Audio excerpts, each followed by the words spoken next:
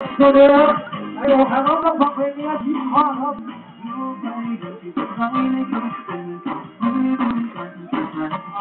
โยโยโ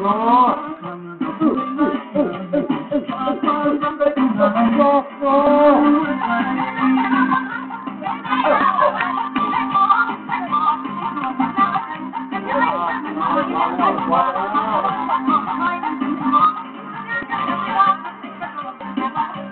เลิกเอาเลิก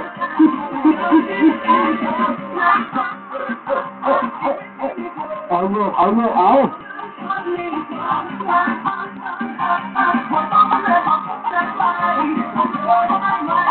ดูบรรยากาศเลยผู้ชายกล่องไทยแล้วก็จัดเสือเลยวิดีโอเลิกได้สุดแสบเนาะ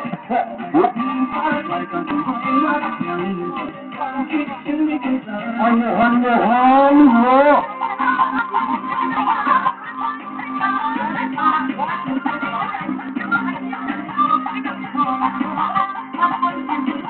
ครับทุกคนเนี่ยผู้ใดครับเด็กหน้าแบบคนไทยครับ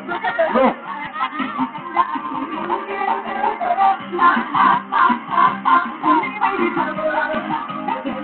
ที่ได้คิดแล้วก็จะเป็นบ้าแล้วซื้อกับพันนี่เอา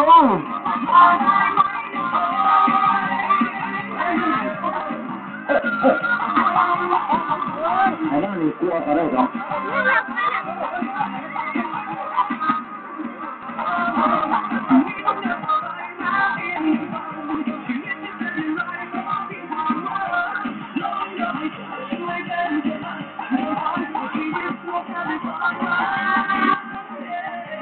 เขาก็เลยหายแล้วพวกขาก็กินเหลือง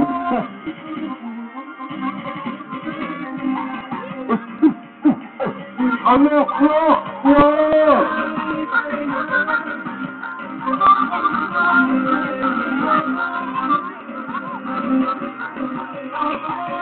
สาใจขอเสียงหน่อยยืดหน่อย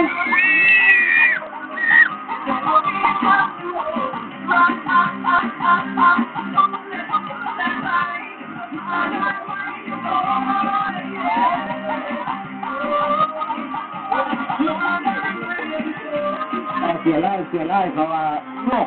น้อยเขาว่าไล่เดียวเสียแล้วอีกตั้งหากเขาว่า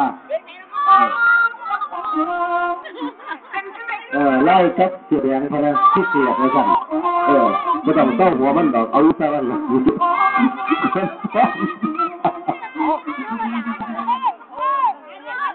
โอ้ยพูดหลอกแต่ไม่ต้องเสียงสั้นไปแต่พูดหลอกให้เขาตึงกันเลยโอ้